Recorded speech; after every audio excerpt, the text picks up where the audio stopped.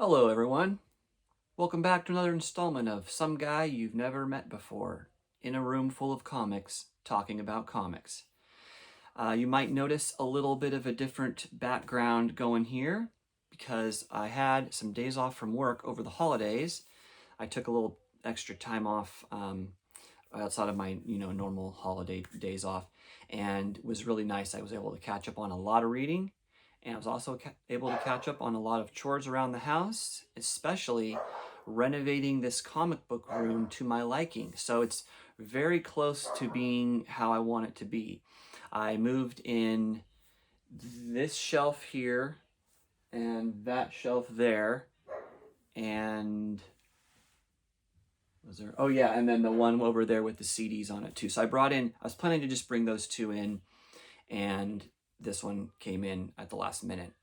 This one right behind me here had to get moved over, which meant I had to take everything off of that, but that's okay because most of that stuff that was on this shelf ended up on that shelf there, trade paperbacks. So, normally I'm filming this direction or that direction where you see the other bookshelves, and this has been kind of chaotic. So now I'm starting to get it kind of fixed up. I still have some straightening up to do before I actually do a proper look around the room, which I don't know if anyone gives a shit about that, but sounds kind of fun. So I've got a few new things to show off, and then I'm just gonna show off some of the stuff I've read.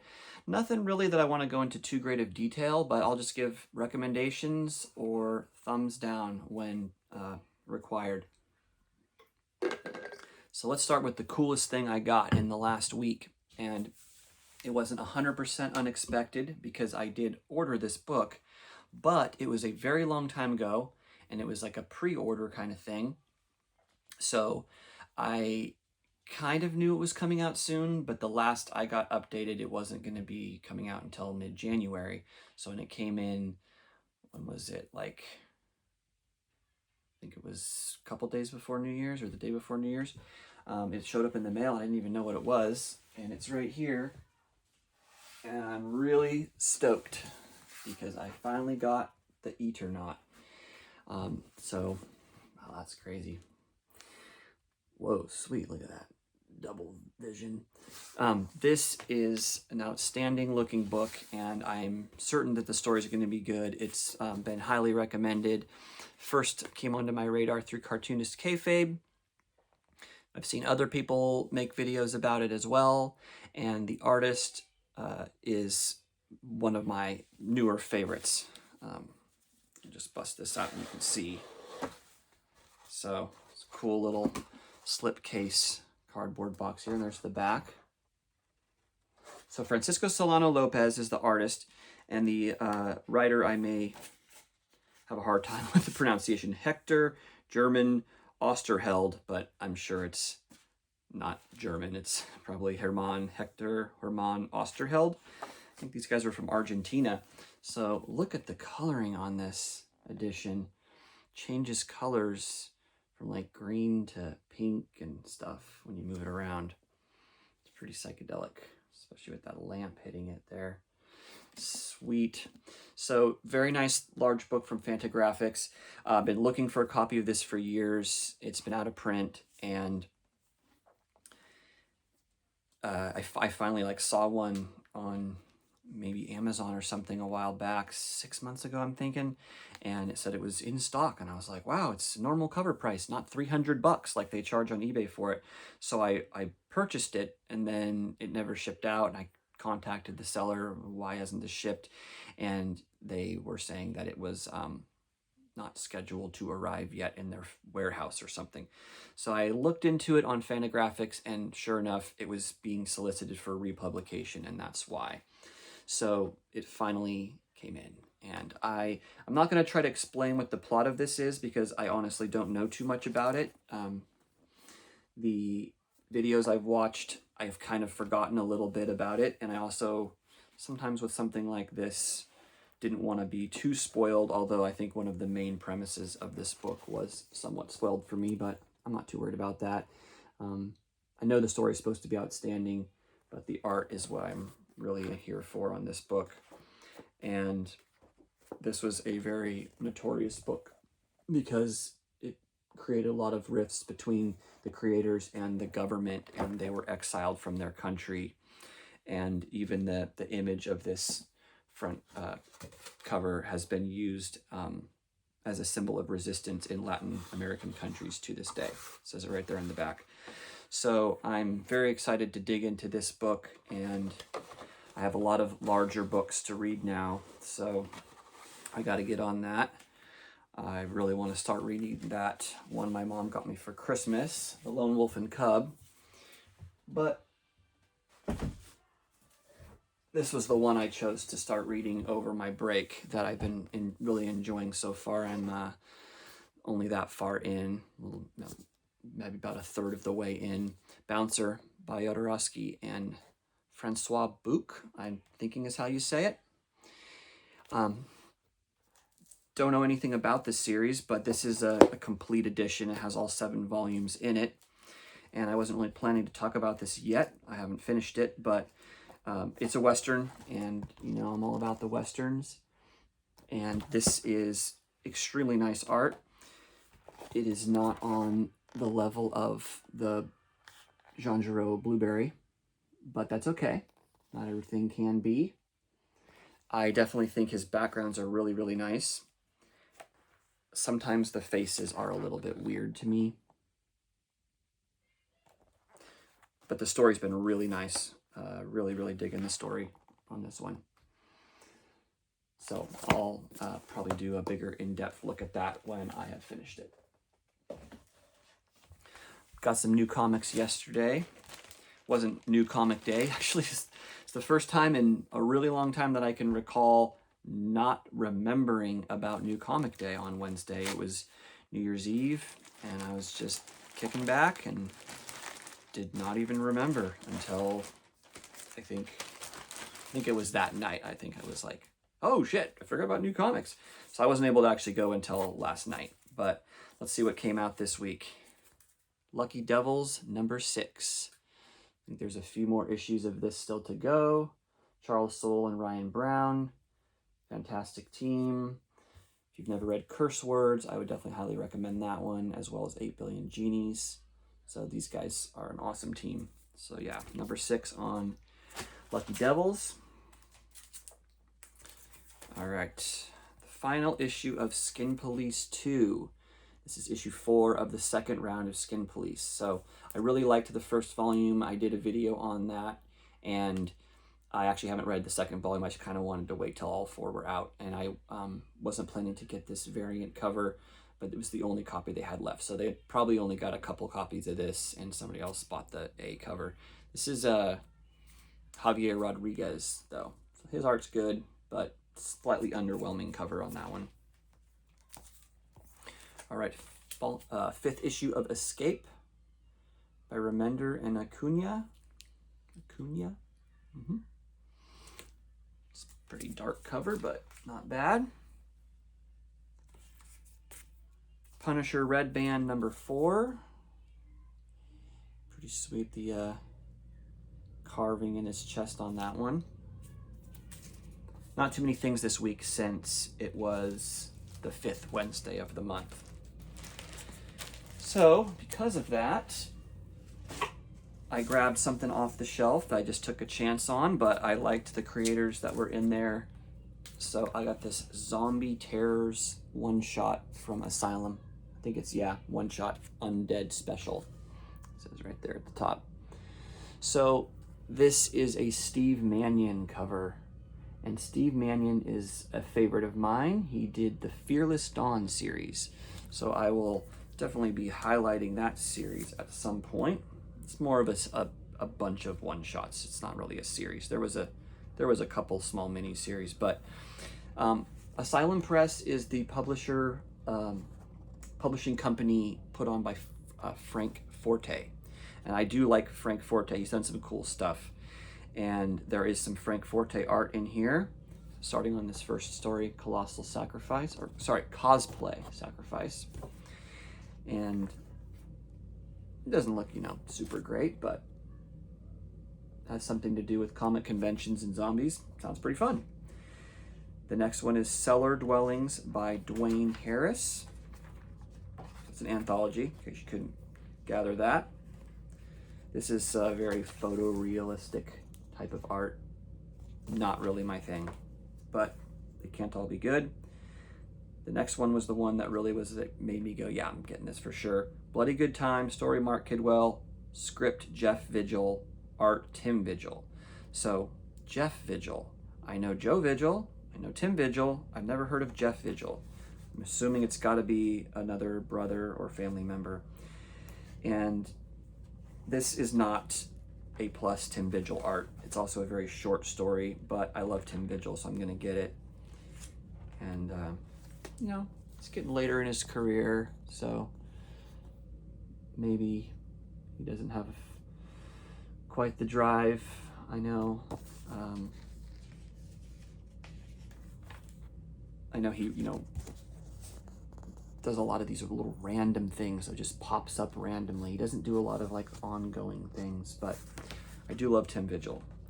Then the last story in here has some great looking art. It's called Survival, script Pablo Barbieri, and art by Carlos Vera. So that looks pretty nice. It's once again a very short one. So kind of a bummer that the longer stories in here are the ones with the weaker art, but decided to grab that up. And the last thing that I picked up on a whim was this large book of ghost agents. So this is not as thick as my other ghost agents book. It's over there, but I think it's the same size. I think the other one actually might be a little bit bigger, but that's a pretty large comic. Just do the old comparison there. So I don't think my shop actually ordered this. It doesn't have a barcode or a sticker, a price tag of any kind on it. And so I asked, you know, the owner what this is going for, and he had to like call and check because he wasn't sure. But the reason he got this, which I talked about the Ghost Agents book I had on a previous video. It's an anthology that is pretty kick-ass with a lot of different artists. All of them pretty much unknown to me, but man, this art looks really great. There's been a handful of different Ghost Agents releases. The one I still don't have that I want has Ken Landgraf art in it. Okay, so where's that one page? I'm gonna see if I can find it really fast. The reason why the guy ordered this. Let's see, here it is. I think that's it. I think it's just these 2 pages, but yeah. So these 2 pages right here are drawn by a guy who's local to my town.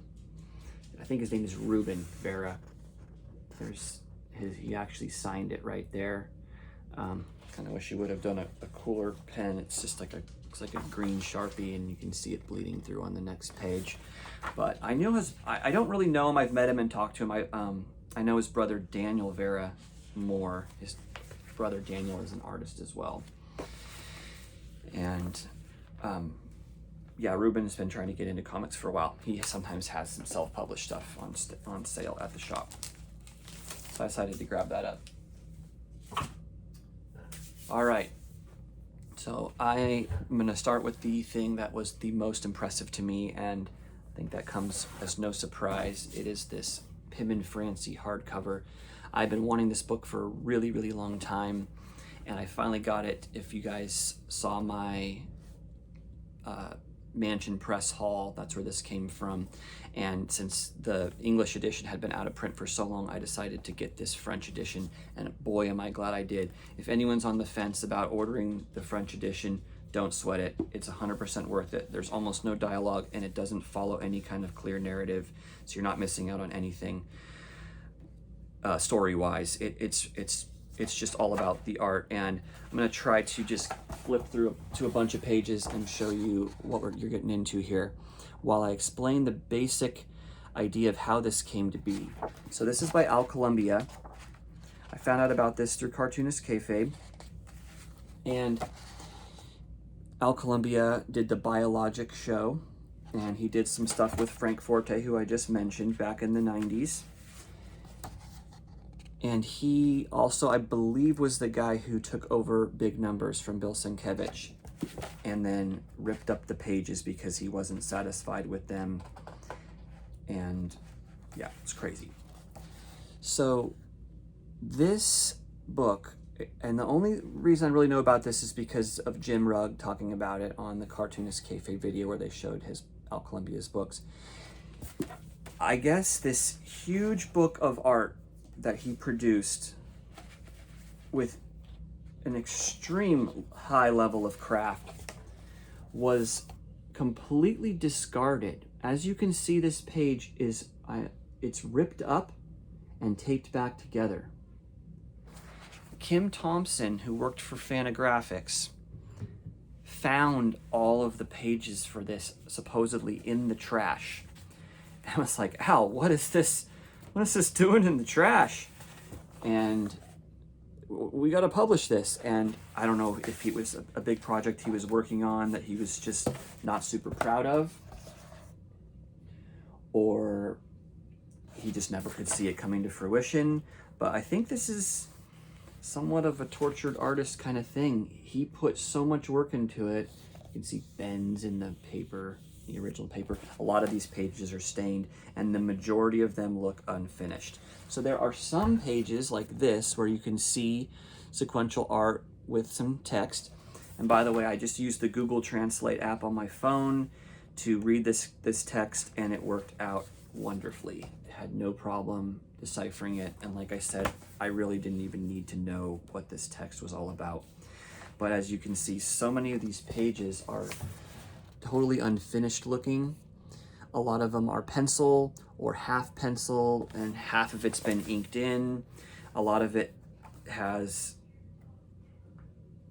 like text that is not inked in, but the rest of the image is inked in. The one thing I'm curious about with this edition is, because this is a French translation and it originally came out in English from Fantagraphics, and to my knowledge, Al Columbia is not French and does not speak French. How did they translate this and also keep the dialogue bubbles looking like it was originally part of that art that he made? And I'm sure you can do a lot of magic with computers and Photoshop and stuff like that. But there are some parts where you see, let me see if I can just find one really quick. Of course I can't when I'm looking for it. I'll point it out if I come across one. But you know, parts where the dialogue is, oh, I think I just had showed one, where it was just penciled. And it's like,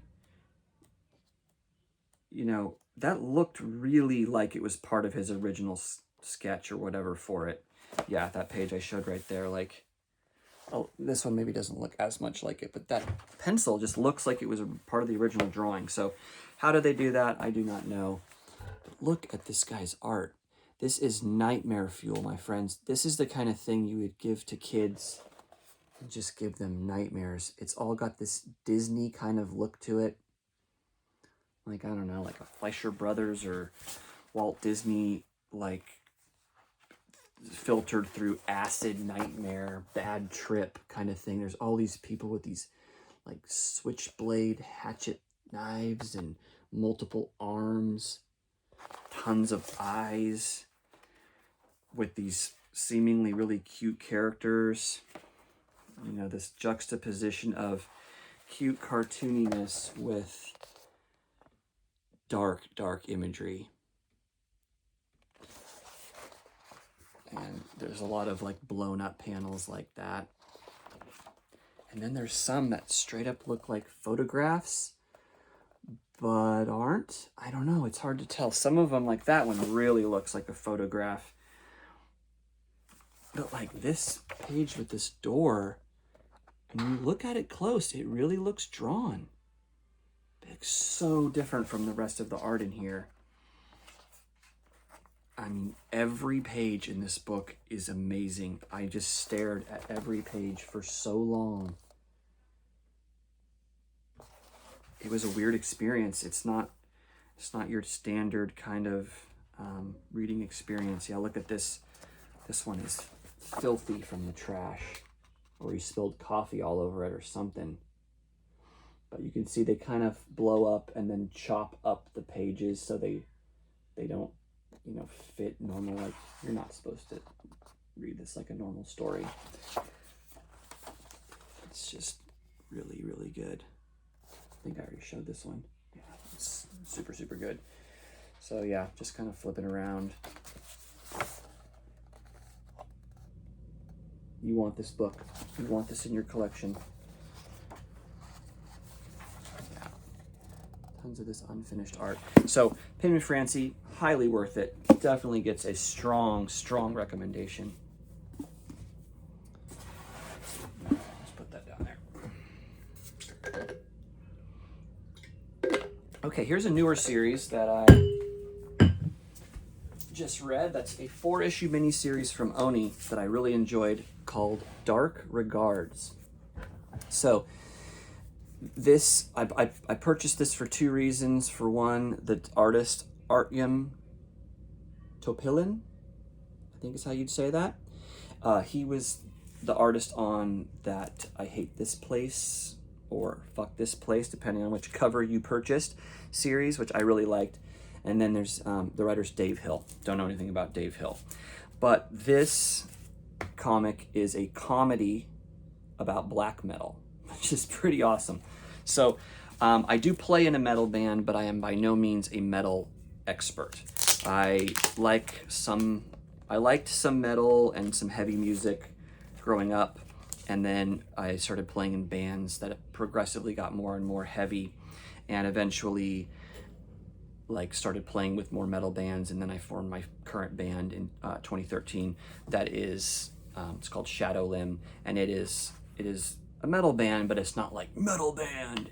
We're heavy and kind of sludgy. But through doing this, I've learned about all these different various categories of metal. So, you know, you got your black metal, and you got your doom metal, and your stoner metal, and your sludge metal, and there's all kinds of different variations. So black metal is the kind of metal where it's all about Satan, super, super dark and evil, like really evil and super fast music.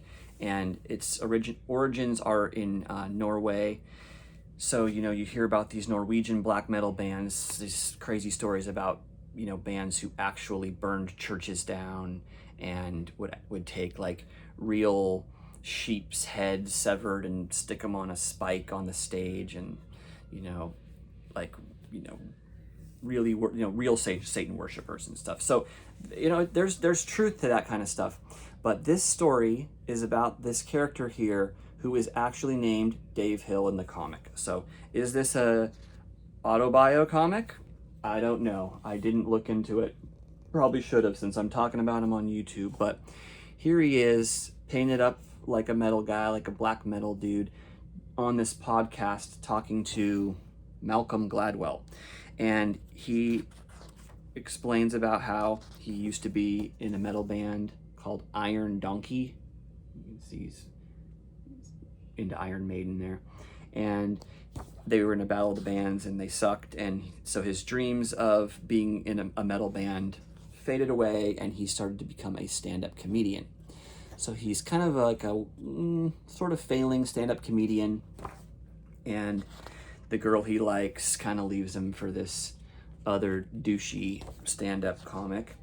And he just kind of gets an idea at some point to stumble into this record store, and where this metal chick works, and start to try to reconnect with his metal roots. He wants to get some vinyl, and so he picks up some records, or he picks up a record, and it's funny because she's telling him the whole time that you can't handle this. This stuff is so hardcore. There's no way you're gonna be able to handle it. Well, he goes home, listens to it, and he absolutely loves it. He falls in love with this music, and then he's having this dream where this pentagram forms, and this is your destiny, and he's getting called to the metal is calling to him. And so he goes back and he buys some more black metal albums Viking colon and misery buffet and blood-soaked warning ignorers. All the dialogue in this is hilarious, and I'm not going to read it and try to sell you on it through that, but the real fun of this comic, I like the art, I think this artist is great, but the real fun of this comic is in the dialogue. It's hilarious.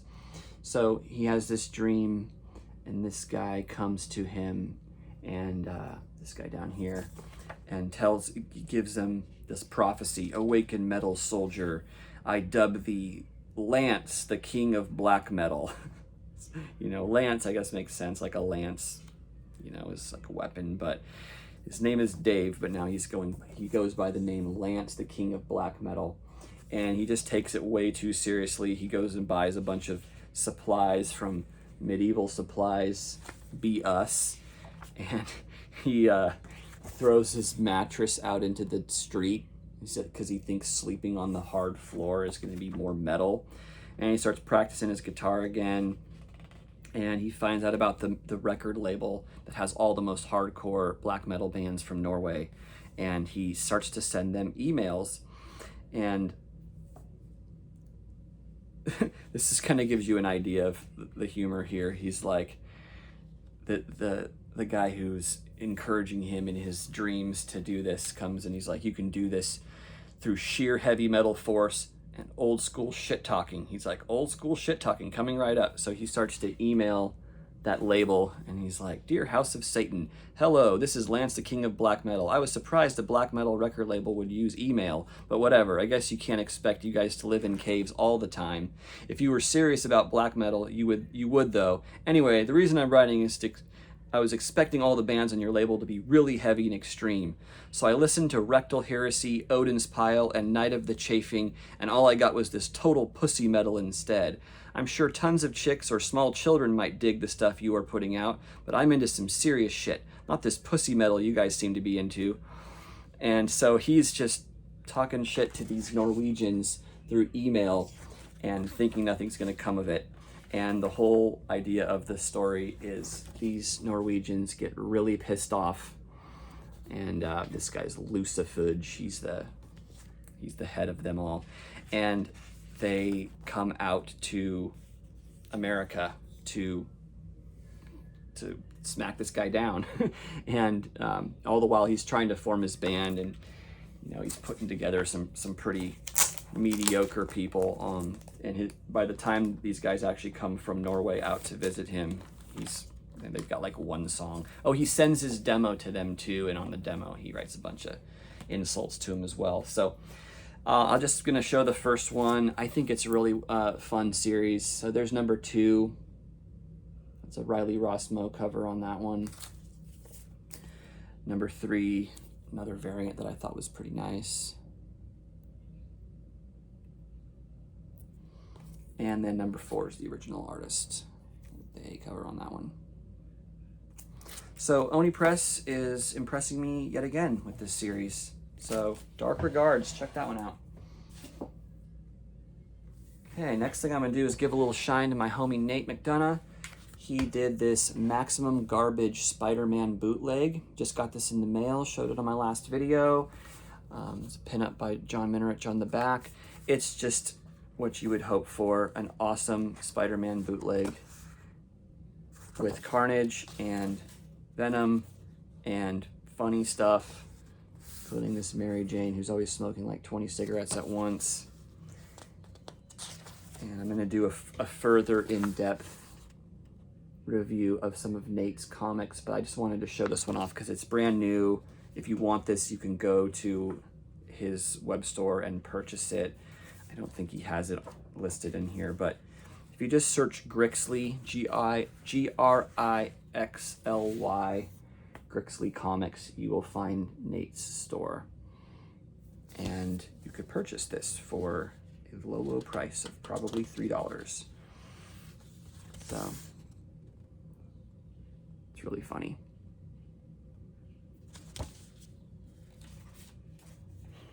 This chick like fights people with her boobs. Shooting them with the webs and they're getting stretched out. Hilarious. But yeah, kind of like it. Todd McFarlane version right there. It's really good.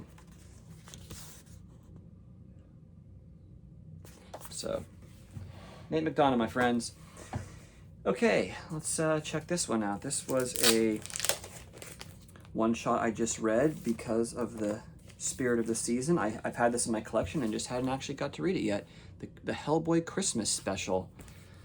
Got this for just a couple of bucks, and I think this is a slightly valuable comic. It's not dirt cheap. It's in good shape.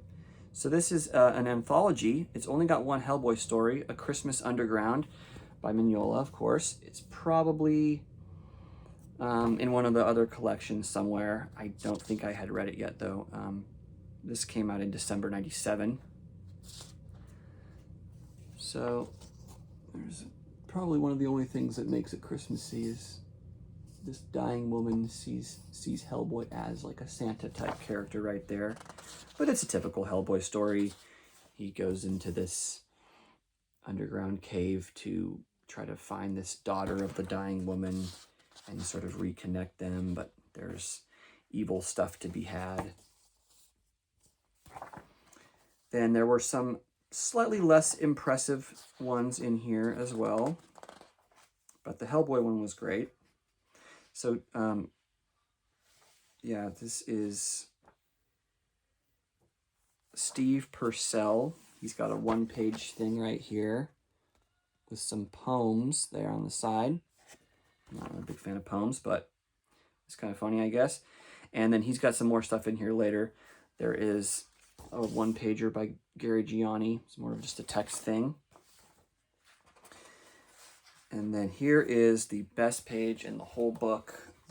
I stared at this for well over 5 minutes. This is just a pinup in the center by Jeff Darrow. And I wish you could just hold this up and get to see all of this incredible detail like I could looking at it in person, but I'll do my best. Let's start with this incredible, awesome, weird, zombie-ish floating Santa who's being carried along by these weird skulls, and he's got corpses hanging off of his beard and sleeves and some kind of little electrical things attached to him. Down here we have the coolest things, some reindeer that are blasting people with laser beam eyes, and then elves down here with machine guns that are blasting people's guts out and stuff. That guy digging through the dumpster, I kind of think that might be Jeff Darrow, but I could be wrong. We've got a whole bunch of bulldogs. None of them are pooping, but that one's about to, and the other one's sniffing his butt. All right, we've got some cool gadgetry on the side of the building there. A bunch of birds. I mean, if you've seen Jeff Darrow. Oh yeah, there's Shaolin Cowboy right there with the double chainsaw. Bunch of gators. So good. Hope you enjoyed that. That is a really, really good page. Then there's that Steve Purcell Toy Box is the name of this story.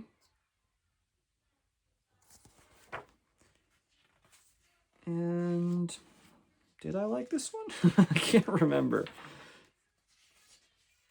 I don't know. If I don't remember, probably not that much, I'm thinking. Then here at the end, we have some incredible art with not the greatest story. This one is called Corpus Monstrum in a Gift for the Wicked by Gary Gianni. So he had that text page earlier. Now he gets a nice story in the back with some really nice art. And I've seen Gary Gianni and stuff. Can't recall right now what it was, but really good detail. This knight character cruising around. I can't remember what the deal was with this guy. I gotta admit, I didn't go back and look through any of these comics before this video. I just decided to do this quick. I'm gonna try to make this sort of quick. It's already going long. Let's move along here. So, Hellboy Christmas Special was a standout. Pretty good comic. Pretty darn good comic. All right, we'll talk about one disappointing one really fast, and I won't be going into too much detail about it, but they made a Bubba Hotep comic, and I bought these when they came out, and for some reason I just never got around to reading them. And I was looking through my boxes of VHS tapes recently, and I found my Bubba Hotep VHS, and I was like, oh, hell yeah, I'm going to watch Bubba Hotep again, and then I'm going to read this comic, and hopefully it will be as satisfying as the movie. It was not. But if you don't know Bubba Hotep, this is starring Bruce Campbell, and this is actually based on a Joe R. Lansdale short story about Bruce Campbell is Elvis living in a retirement home, still alive, and his buddy is this black guy who claims to be JFK in another body, and he's got all the answers to the conspiracy theories about it, and they are out to battle Bubba Hotep, this kind of hillbilly mummy that was dug up. Yeah, sound like the weirdest premise ever? It pretty much is. This film is whacked out, and you know, the whole thing is he's switched with an Elvis impersonator. So the Elvis impersonator went on to actually perform as Elvis, and then he was the one who died.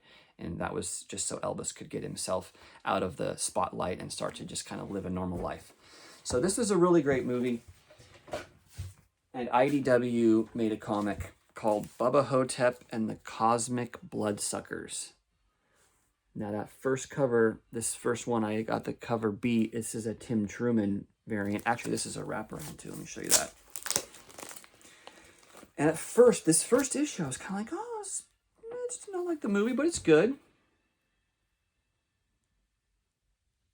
Really nice wraparound cover. The art's not bad. The coloring was really great on it. So Joshua Jabkuga is the writer. Tad Galusha is the artist, coloring by Ryan Hill. And honestly, there was not a lot to really remember about this story aside from Elvis and these other characters that he meets up with. One of them being John Henry, like the John Henry with the hammer. Have to fight all these monsters and zombies and skeletons and all kinds of stuff. So they go out to this area with this riverboat, and they have to fight all these bad guys. And just the premise of it never really stuck. It never reminds you why they're doing it, what the deal is with it. The fighting is cool and stuff. This first issue had a lot of dialogue explaining all this stuff. And then it just gets right into the battling, and for issues, and issue after issue, it just keeps having these battles that kind of don't go anywhere. Number 2, there's your cover A. So I would not really recommend this book. Number 4. And then the really, really, really disappointing thing. Number 5, the final issue of the series, has a different artist.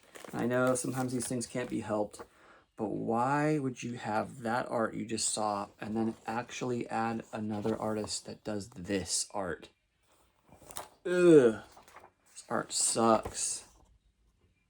And I have nothing against cartoony art. This art could have been great in like somebody's indie alternative autobio comic or something, but yeah, it's just like this guy just farted this art out in an afternoon. Sorry, dude. I'm not gonna say your name because I don't want to be mean, but that's not good. Sorry about that. So let's counteract that with some super good art. New comic from Mad Cave called Our Soot-Stained Heart. And I don't really know how to correctly pronounce these names, but I'll try again one more time. This is Stephen Morian is the artist. And then Joni Hogg, although maybe I'm not pronouncing those right. So Stephen Morian is the artist who did the 20th Century Men comic from Image recently. And that comic had such incredible art that I had to give this one a shot. It says on the front, the first chapter of a steampunk Santa story by Mr. Joni Hogg and Mr. Stephen Morian, in which the unlikely messenger reaches the end of the world. Don't really have much interest in steampunk. I can't say this was really very steampunky. Maybe the very beginning was, but we're in this world where the whole MacGuffin to this is that it's almost like a reverse Santa story. This is a cold place and they need coal to warm themselves.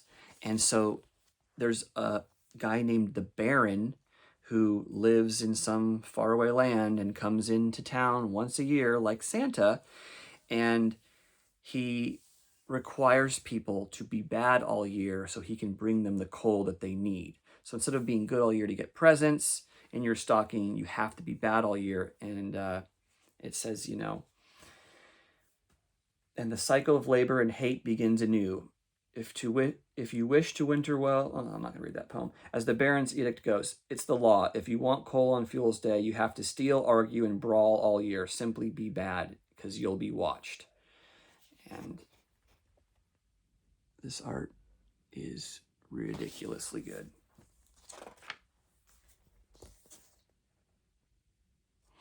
In a sense, I kind of got a weird feeling that maybe this was like possibly one of his earlier works that was just now getting translated, because these guys definitely don't sound like they're from, you know, America, or maybe the English is not their first language, but it doesn't say anything about that. And when I looked up the artist online, the only things he's credited for are the 20th Century Men, which is everything says is his debut comic, and then this.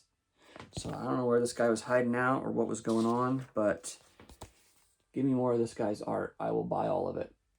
They did talk about one other thing that he had coming out. I can't remember what it is, but it was a really good story. And the main girl is trying to make her way off to the Baron, and everyone's after her. And I'm not going to try to explain the whole thing.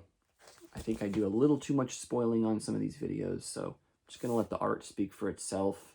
If this art looks appealing to you, I would definitely recommend picking up this comic.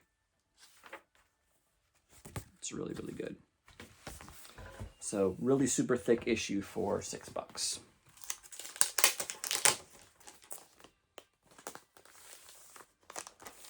Okay, time for the weird comic of the week. This was one I got from Daryl D, Messiah. And by weird, I mean, like, where did this even come from? Pinnacle Comics, 1986. I don't think I talked about this in a previous video. I apologize if I did. I know I showed it when Daryl gave it to me, but it's by Alan D. Larson.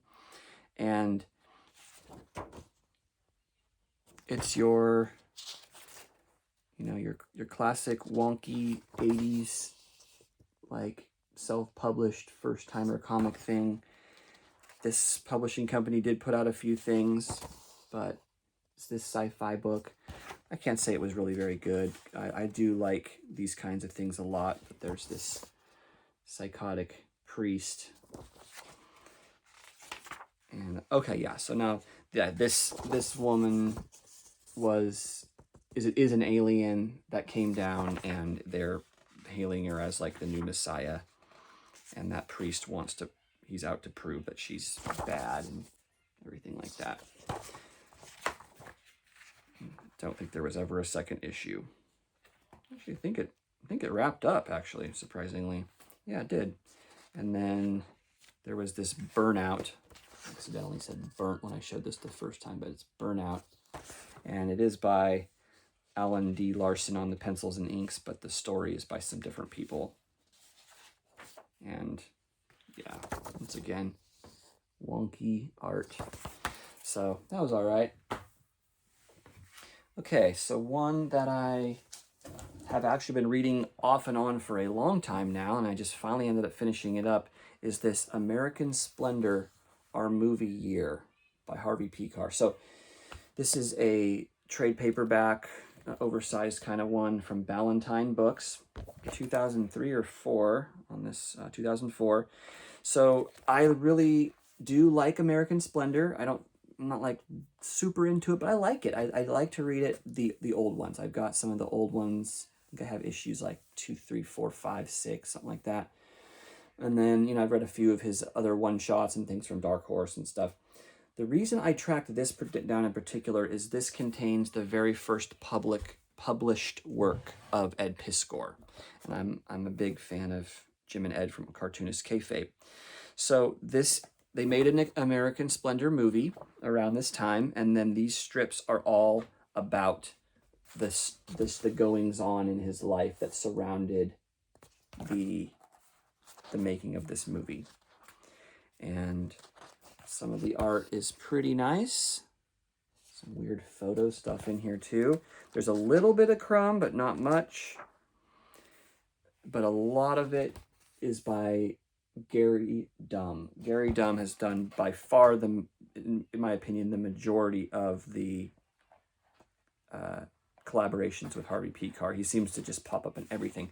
One of the reasons this took me so long is there was a giant section in this book where they have all these famous musicians, and some of them are very unknown, but they were still famous at one point in time, just very long ago. And they're like these little biographies on them that I think must have ran in some kind of newspaper or something, maybe in Cleveland where he's from. Let me see if I can find the ones I really wanted to show off, though. So there's 2 Ed Piskor ones in here. And there's no table of contents, so that's a bummer. Should have flagged these before I did this. Mark Zingarelli art is pretty good on this one here. So I know there's a big Piskor one in the back, but I know there's one in the middle too. I'm just trying to find it. Wait, I think that was it. Yeah, here we go. So Befuddled is the first one. I don't know if this one appeared first or what. I don't know if these appeared somewhere else, maybe in a newspaper or something, or some other form, but I think he draws Harvey pretty well. Pretty accurate. I don't know that this book is super easy to find either. Yeah, I think that was it. I think that was just like a 3-pager. Then in the back here, there was a nice one at the end. Around the World and Back to Earth.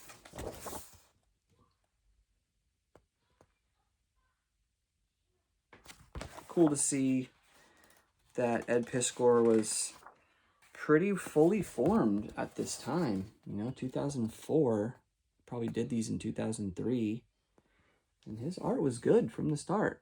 I mean, it definitely got better over time. I mean, it's highly Crumb influenced for sure. But I really like it. And I like how he sneaks in some, some monstery things. These are like orcs from Lord of the Rings. So this story is all about how he had to go, Pekar had to go and do this press junket thing to promote the movie. And so he got flown around the world. And this is just him talking about how they went to Hawaii, Australia, New Zealand, England, Ireland, a whole bunch of places. Oh, Japan. That's him staring at all this manga. So it was all right. Just like I said, just didn't do it for me quite the way that those older American Splendors did.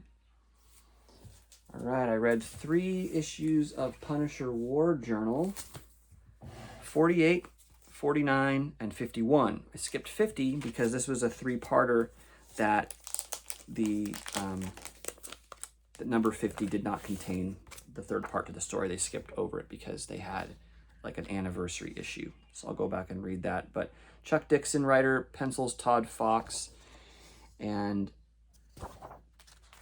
this is the Punisher. This is maybe one of the the weaker supporting characters they've introduced. Luckily, I think he'll only be here for this one issue, but the Punisher's out at the beginning of this story dispatching with bad guys, and a police officer catches him, and the Punisher convinces him that if he lets him go, that these were like big time drug dealer guys he was trying to take down. He's like, you can take credit for this and it'll help your career. So the guy takes him up on the offer, and sure enough, he takes the credit and his career gets great, and he gets his new house and everything's going awesome. And eventually his family gets killed, you know, similar way that the Punisher's family got killed. And so he decides he wants to, for one, kill the Punisher, because it's all the Punisher's fault that this whole thing started.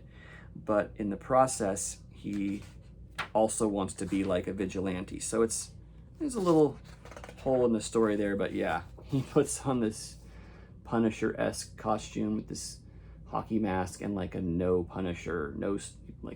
skull on his shirt. It's kind of dumb, but I can't help it. I just love the Punisher. Right, another new comic that was very good. The Infernal Hulk #2. Super badass cover on that one. Nick Klein on the art. Philip Kennedy Johnson writer.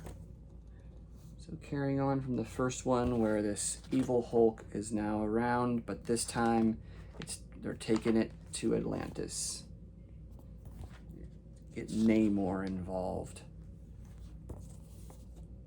So these questionable Avengers I don't recognize are summoning Namor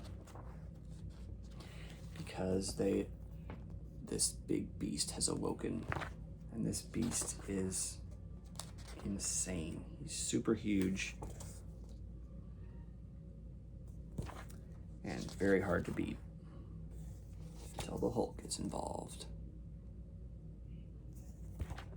The art in this is insane, and I really want to get the other Hulk stuff these guys did that came before this. But look at these pages. So I think I'm gonna be on board for this for a while. I wasn't sure, but I just think the art is so good. I can't help it. All right, just a few more to go. Thanks for hanging in there if you did. Okay, here's a series that I'm gonna definitely be getting the next 2 issues of. Actually, I think I already ordered them on my next order. This is Girl Crazy by Gilbert Hernandez. Dark Horse 3-issue miniseries from '96, and I absolutely love this. I mean, I love him on Love and Rockets, but I really like what Gilbert does on these random little miniseries he comes up with. This is just a bizarre story. These 3 girls are all sisters, I believe. They all share the same exact birthday, that's for sure. And one of them is inside of this suit. You don't know this at the time. This monster is coming to people's homes to collect money for the IRS, and everyone hates her. It seems like everyone in this world looks like an old geezer punk rocker, like an old shriveled up punk. It's pretty funny. So that's one of the girls. This one right here. And she's somewhat of a slave to them, but they let her out because it's her birthday. Then let's jump forward to the next of them. This one is like a jungle woman that, you know, is like an actress. And she's out there fighting monsters in this just bizarre world. I love the creatures that Gilbert comes up with in these things. And then the third one here, she's living in this like 1950s world. And let's see which, I think she wanted to be an artist. I think maybe she does real estate, I can't remember. But crazy stuff is threatening them. So Girl Crazy, definitely a cool comic. Super glad I got this and looking forward to finishing that series off. All right, I read another issue of Ms. Tree from my run. This is 19, and in case anyone doesn't know what Ms. Tree looks like, I'll show you really quick. The previous issue did something cool. It just printed it in black and white, but all the black was actually brown ink. And this one is back to the regular black ink, but they put the brown duotone in there. So they started experimenting with this a lot around this time with different colors. They used blue and brown, and I think red for different issues. And then they can do the different values, so you can get different colored skin tones and backgrounds and different things, highlights. But really good crime and mystery. Just, it's all about the whodunit mystery with these comics. So I have the full run of that, and I'm just finally gonna start really getting serious about it. Okay, here's another newer comic that I got that was super, super good. Also from my Mansion Press haul. This is Not Drinky Crow by Tony Millionaire. And this is just a book that is all one-page gags. These two characters, Ricketts and Scurvy. So, I wish you could, I wish I could just, here's a funny one to start with. So, Ricketts, I have stage fright. What can I do? Just imagine everyone is naked. Okay, I'll try it. And so we decided that the course of action would bring about colossal reserve, blah, blah, blah, blah, blah. Hey, I did pretty good up there, right? Yeah, except for the boner. Imagining them all naked, you got a boner up there. So just really goofy stuff like that. A lot of it about these guys being drunk. So you're gonna just find another funny one.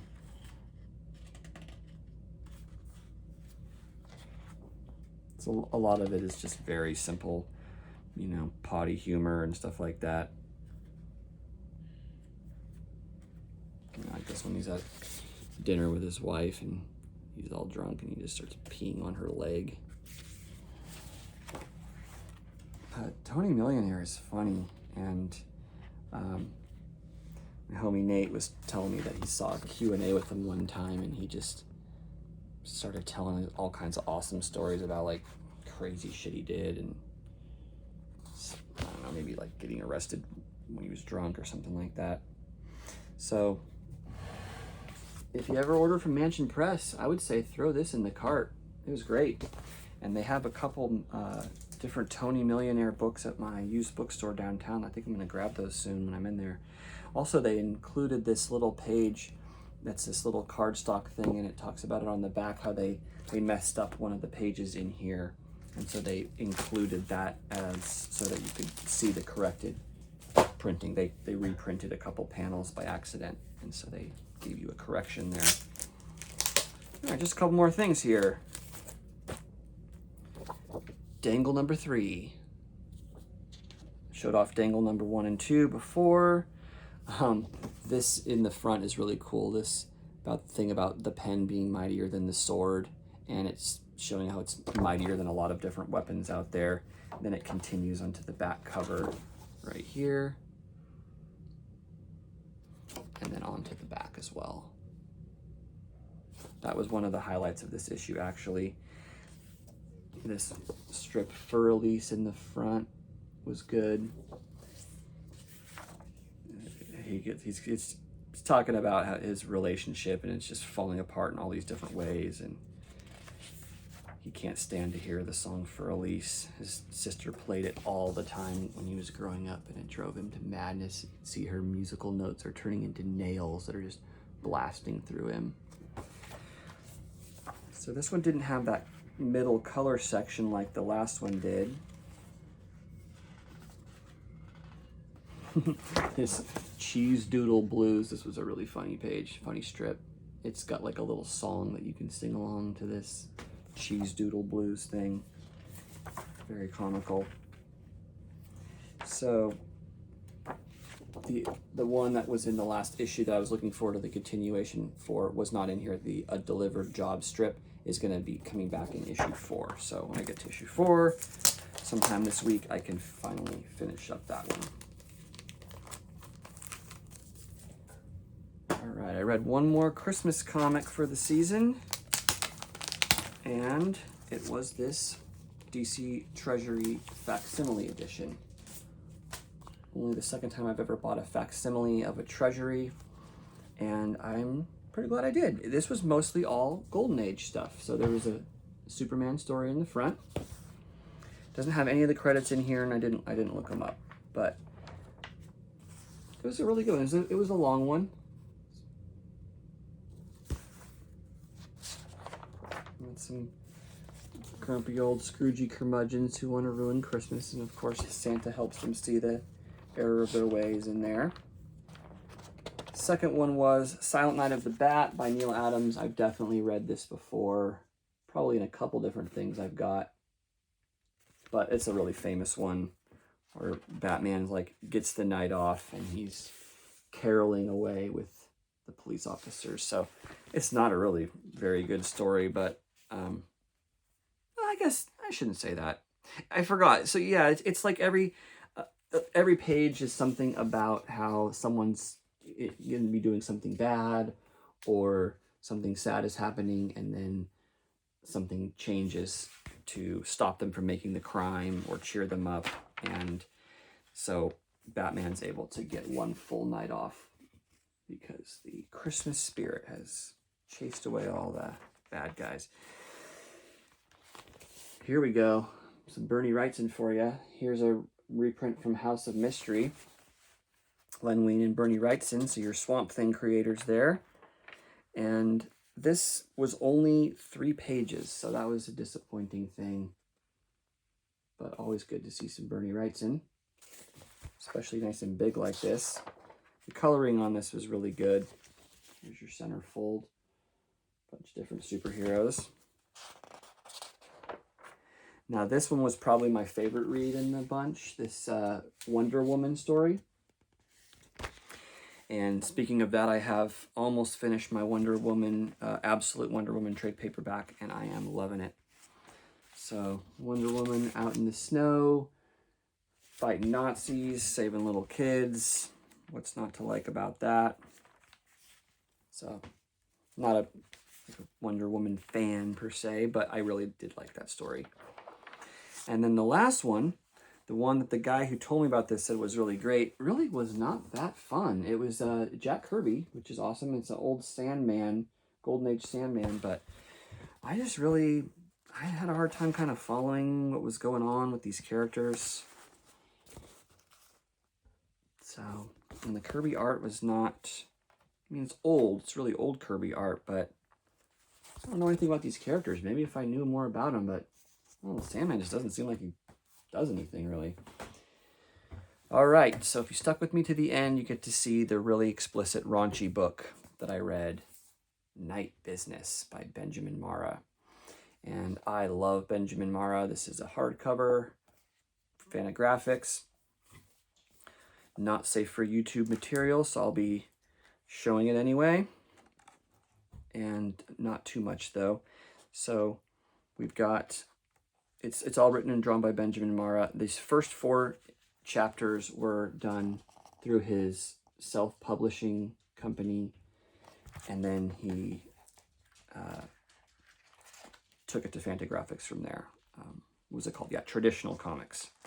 So this story is about, it's a total 80s thing. It takes place in the 80s, and it's about these strippers and this slasher killer who's going after these strippers, and the main character is like a promoter for a talent agency, Glitz Glam Exotic Talent.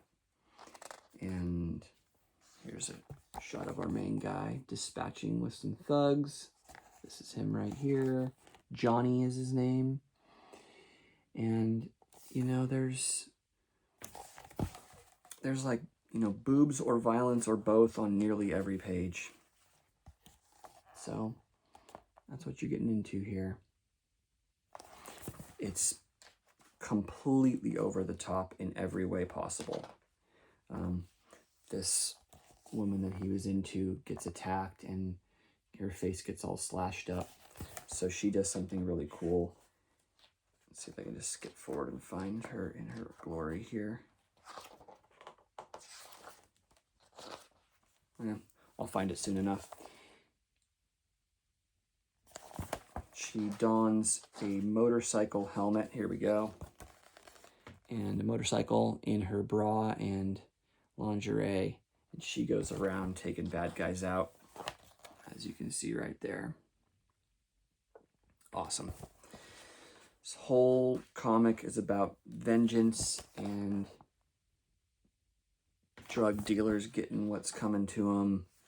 There's just sequences with just the most ridiculous action ever. Just so many guns and explosions and fire.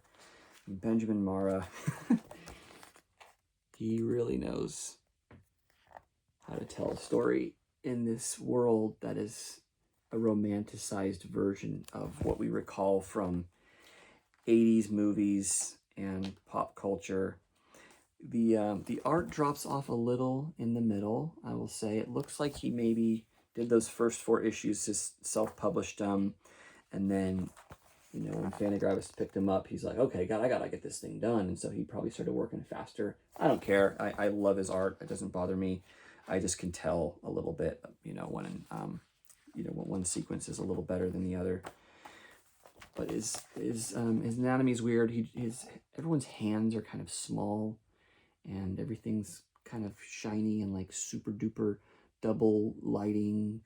Tons of, you know, shiny hatchy stuff. Tons of zipatone that he puts in, which just adds a lot to it. So I've got a handful of his comics. I've got everything everything I can find by him that I know that's out there. And this is one I just hadn't got around to reading. Sometimes what I like to do is I'll just buy something I know I really like and then kind of just save it for a rainy day. It's kind of fun to know there's something really cool on your shelf that you can pick up when you want, and you got something really awesome to look forward to. So that's about it for today. Once again, thanks for watching my video, and I will make another video soon. Promise you. All right, take it easy and good night.